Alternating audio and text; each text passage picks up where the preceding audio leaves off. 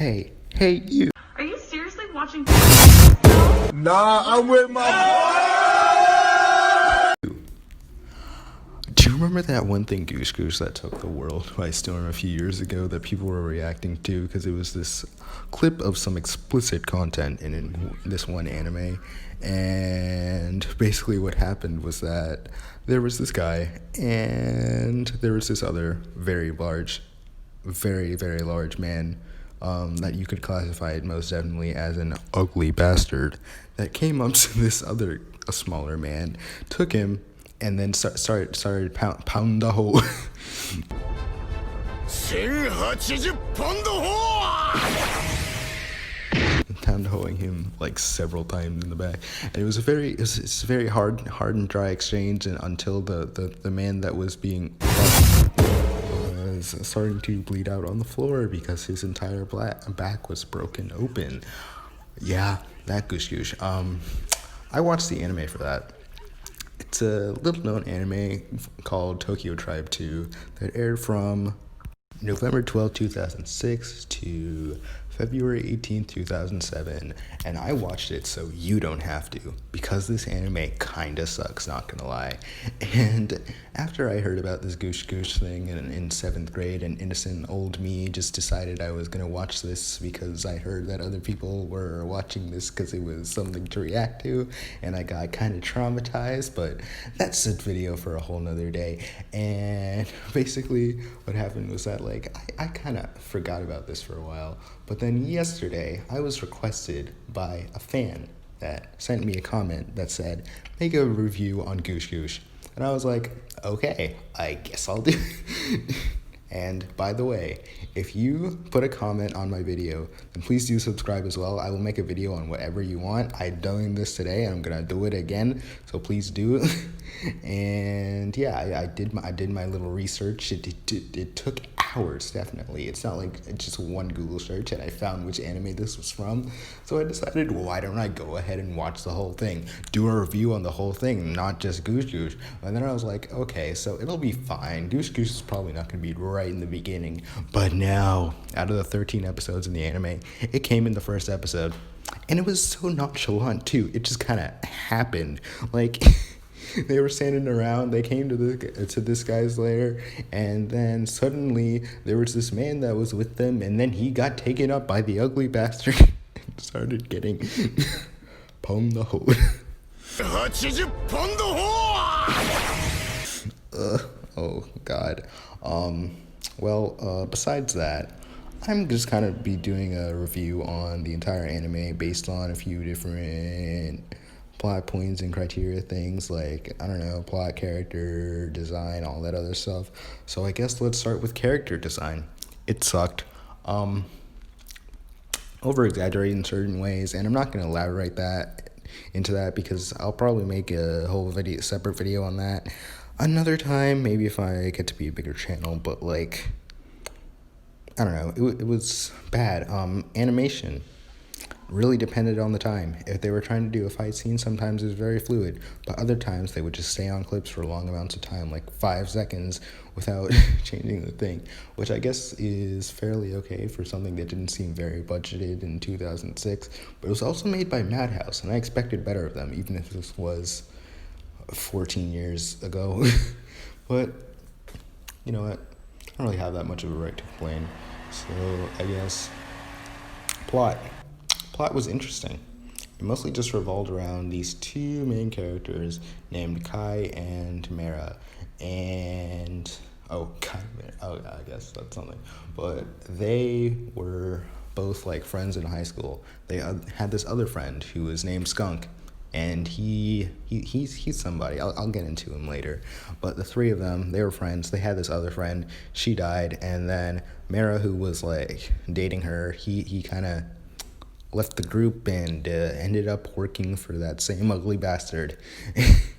So then him and Kai at the beginning of the series, they're enemies, and Kai is mostly the main character, I would say, because he's kind of like close to your average protagonist. He's like nice guy syndrome, even though he's supposed to be like part of one of these thug groups or tribes from Tokyo, even if they're just like pretty much just trying to copy what they think Americans are, like classic Japan stuff, but they kind of over exaggerated in a way that could be worse than a lot of places in America. So I don't know, it's something, and they basically have these whole system of tribes, and certain members of these tribes are like connected to either like bigger parts of the world, or like they just are like more organized organizations than some of the other organizations.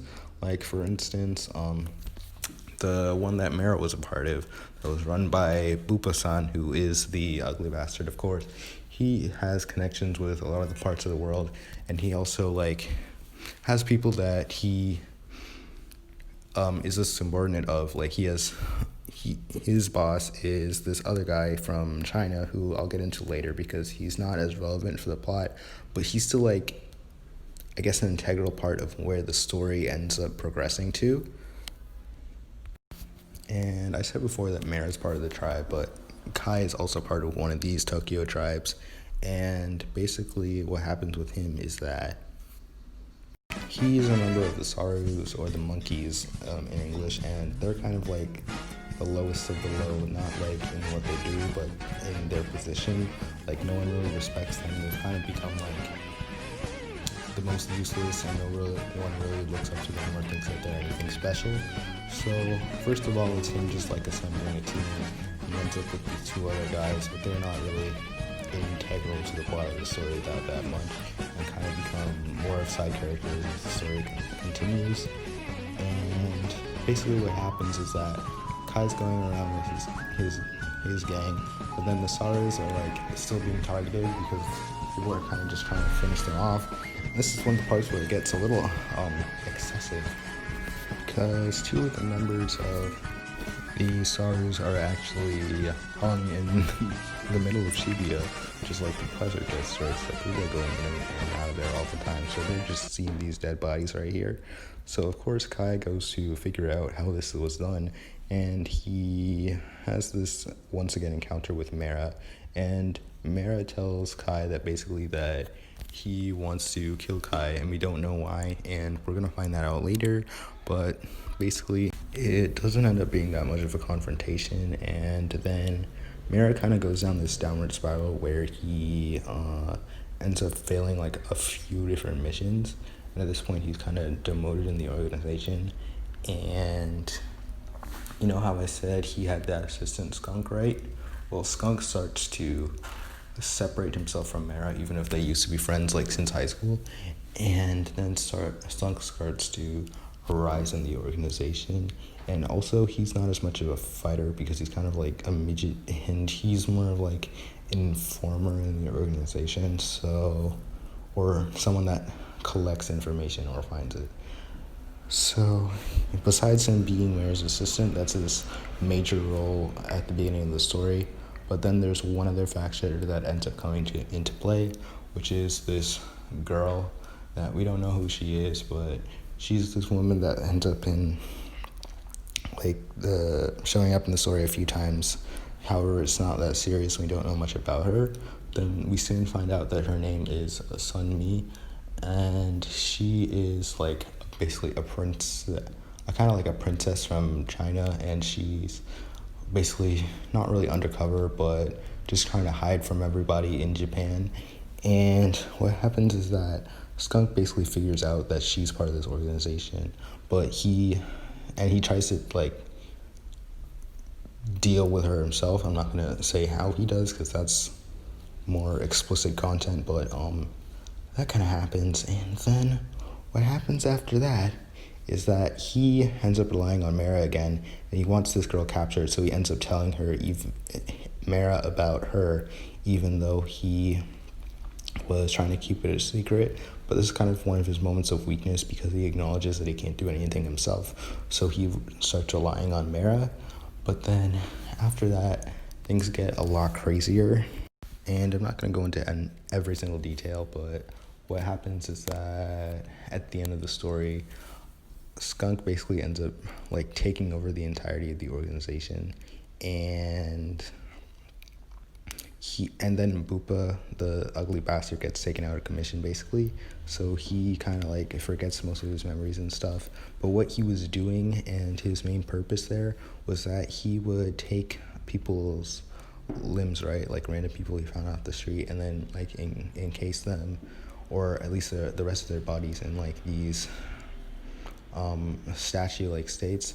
So then this is what happened to Mara's parents. And the other thing that happened to Mara was that girl that looked like Sun-hee, who was the princess woman.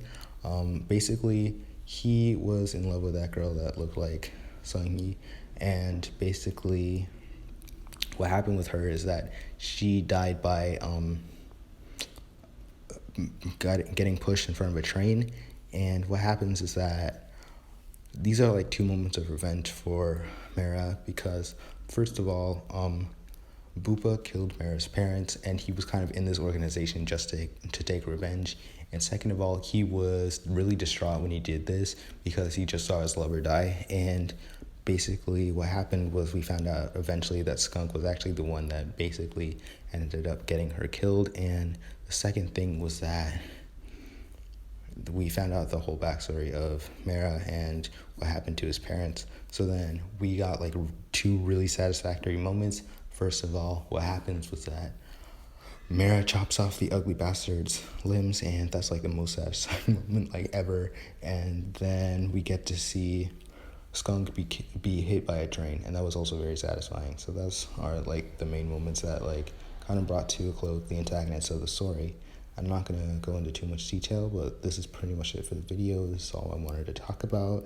And sorry I didn't talk about goosh too much, even though this was supposed to be mostly a review on that. And yeah, that's it for the video. Please do like, comment, share, all that other stuff. And I will see you again tomorrow.